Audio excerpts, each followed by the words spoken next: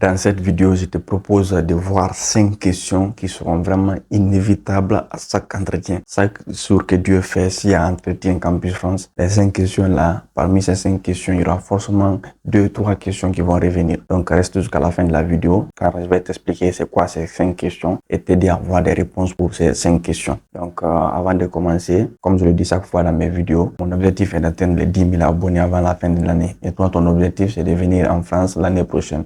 Donc, du coup, je te demande de t'abonner et moi, de mon côté, je ferai de mon maximum pour te partager tous les secrets et conseils que tu dois savoir pour que l'année prochaine, tu puisses venir faire tes études ici. Donc, si c'est fait, on va rentrer dans le vif du sujet.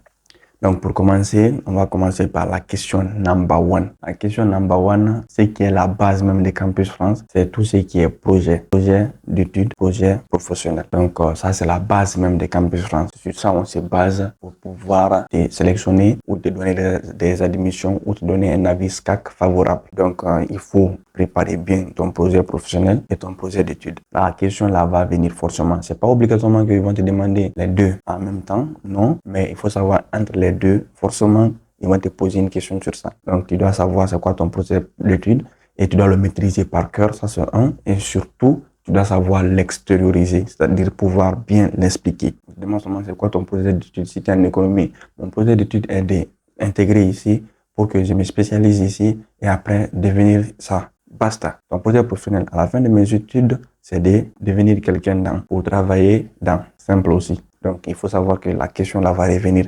Que tu te prépares ou pas, ça va venir. Donc, c'est le bon moment de bien te préparer. Donc, après ça, on va attaquer directement la question numéro 2. La question numéro 2, ce sera la question là aussi. Elle revient tout le temps. La question numéro 2 sera une question qui est liée à tout ce qui est université. Tu as choisi des universités, tu as fait des choix. Mais il faut savoir que ça peut venir qu'on te pose des questions liées aux universités que tu as choisies. C'est-à-dire quoi? On peut te demander les prérequis des universités. Quels sont les prérequis des universités que tu as choisies? Il faut savoir dire ça. Donc, si tu n'as pas bien fait les recherches sur les sites web des universités, tu seras coincé. Donc, prépare-toi et anticipe les questions. Ça, ce sont des questions qui vont venir. Donc, tu prépares déjà la réponse là. Et après ça, on peut te demander aussi pourquoi tu as choisi ces universités. Donc, ça aussi, il faut savoir pourquoi tu as choisi les universités. Ce n'est pas un choix au hasard. Il faut que tu puisses expliquer pourquoi tu as choisi ces universités. Donc, ça, c'est la question. Toujours, on est dans tout ce qui est lié à tes universités. On peut te demander ça. On peut te demander encore, par exemple, pourquoi tu as choisi le niveau là. Donc, tout ça, c'est tes universités. Donc, si tu es dans un niveau, par exemple, tu as une licence 3 et tu as choisi la licence 2, on peut te demander des questions pareilles. Donc, il faut les anticiper, les préparer. Tout ce qui est lié à tes universités. Donc, qui anticipe les questions. On peut aussi te demander, par exemple, quelles sont les matières qu'ils font ici et que vous ne faites pas là-bas. Donc, tu peux aussi anticiper la question et pouvoir au moins citer 3-4 matières et donner des exemples à l'appui. Donc, ça, ce sont des trucs qui sont vraiment importants. Il faut vraiment anticiper les choses pareilles. On peut aussi te demander, par exemple, si toutes les universités t'acceptent, quelle est l'université que tu vas choisir. Donc là aussi, il faut être capable de dire au moins, voilà, ma préférence serait telle université parce que tu donnes encore les raisons. On peut aussi te demander toujours dans la même question, quelles sont les universités que tu as choisies et dans quelle ville. Donc là aussi, il faut être capable de citer les universités que tu as choisies et en plus de cela aussi dire chaque université se trouve dans quelle ville. Ça aussi, c'est très important.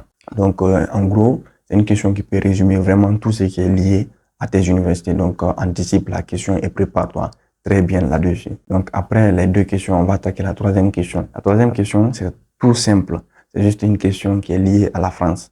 Qu'est-ce que je vais dire par là? On peut te demander dans cette partie, pourquoi avez-vous choisi la France? Pourquoi avez-vous choisi cette formation en France? Donc, ça aussi, il faut savoir l'expliquer et l'extérioriser. Il faut savoir dire, j'ai choisi la France parce que la France, dans mon domaine, a tel avantage, ça va me permettre de pouvoir atteindre tel objectif et tel objectif. Il faut être capable de dire ça. Et aussi, on peut te demander pourquoi tu as choisi cette formation en France. Donc, ça revient à peu près la même chose.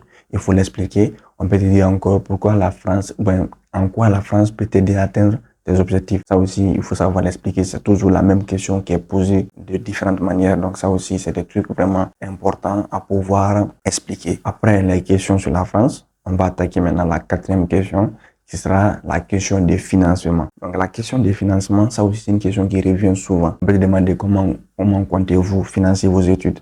Donc, c'est une première question.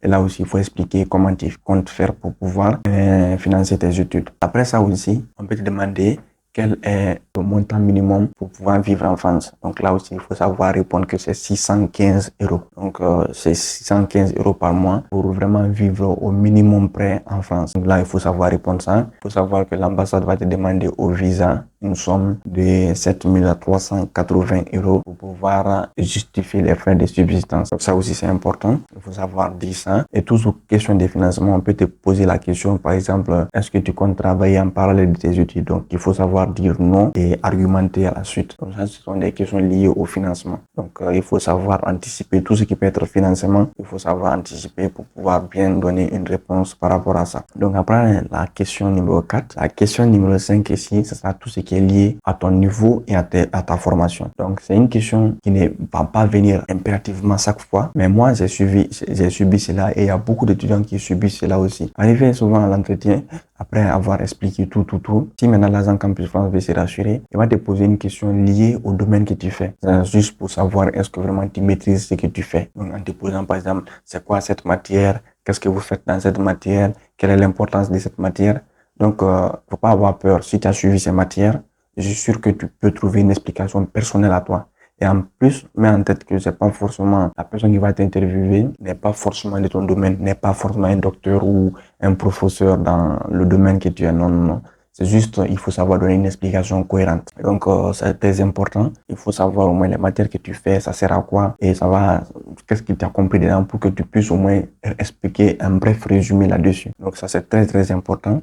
Et il faut savoir aussi si tu es dans ton domaine, les postes qui existent, ça sert à quoi? Par exemple, si moi je prends l'ingénierie, on me dit par exemple un ingénieur qui travaille dans un bureau d'études, ça sert à quoi? Il faut qu'ils arrivent à expliquer qu'est-ce qu'on fait dans un bureau d'études. Et si c'est dans un bureau de méthode, il faut qu'ils arrivent à expliquer dans un bureau de méthode. Et si c'est en recherche et développement, il faut qu'ils arrivent à expliquer qu'est-ce qu'un ingénieur fait en recherche et développement. Donc ça, c'est très, très important. Tout ce qui est lié à ton domaine, il faut au moins préparer ça. C'est une question d'anticipation. Parce qu'on ne sait jamais, si ça vient et que tu n'as pas préparé, tu vas bégayer et si tu bégayes, ça va diminuer beaucoup tes sens. Donc, tu vois un peu ce que je veux dire. Donc, ce sont mes petits conseils vraiment à mettre en place. Et il faut savoir que réellement, les 5 questions que je viens de te résumer là, ce sont les questions qui arrivent couramment. À chaque fois, ces questions-là vont arriver. Peut-être que j'ai mis les questions dans un groupe, j'ai mis dans des groupes, mais il faut savoir que ce sont les groupes là qui existent des questions. Donc, si tu prépares bien, tu prends par exemple le groupe financement et tu prépares toutes les questions qui peuvent être posées sur le côté financier et tu arrives à trouver des réponses. Et tu prends par exemple le groupe projet d'études, tu montres très bien ton projet. Tu prends le groupe formation, c'est-à-dire tes universités, et tu prépares toutes les questions qui peuvent venir liées à tes formations, c'est-à-dire à tes universités. Et après, tu prends encore le groupe la France et tu expliques toutes les questions qui peuvent être posées directement liées à la France. Tu prépares tout ça et tu prépares aussi le groupe des questions liées à ta formation, c'est-à-dire au niveau que tu fais, aux matières que tu as déjà vues. Je pense que vraiment tu as tout anticipé. Et là, tu ne seras pas surpris le jour de l'entretien. Et c'est très très important ça. Et petit bonus à la fin, il faut savoir que toutes les questions, même si tu te prépares comme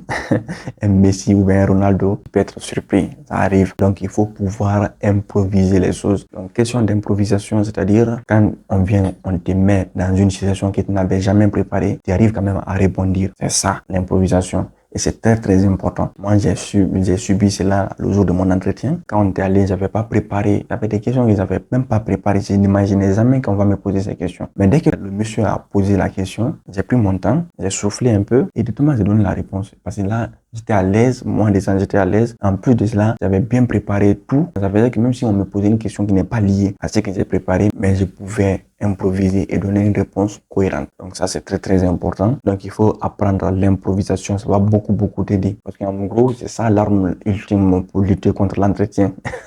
Et puis, j'ai dit lutter contre l'entretien, mais en gros, tu comprends ce que je veux dire. Parce que tu pourras pas tout préparer. C'est ce qu'il faut mettre en tête. Mais il faut être là. La première chose, d'abord, il faut être à l'aise. En plus de cela, il faut savoir improviser. Si tu as les deux armes là, c'est fini. Cadeau. Tu vas faire un bon entretien, tu vas cartonner. Donc, c'est un peu ça. Et on arrive à la fin maintenant de la vidéo. J'espère que le petit résumé que j'ai fait pour toi t'a plu et ça t'a beaucoup aidé. Si c'est le cas, le pouce bleu, ça va me faire beaucoup plaisir. Et si tu n'es pas encore abonné, n'hésite pas à t'abonner, ça fait toujours plaisir. Partage la vidéo à tes amis, ça va me faire aussi grave plaisir. Et si tu m'aides aussi à vraiment atteindre mon objectif, moi aussi je t'aide à atteindre ton objectif, vraiment je serai très très content. Donc on va se dire à bientôt pour parler encore d'entretien.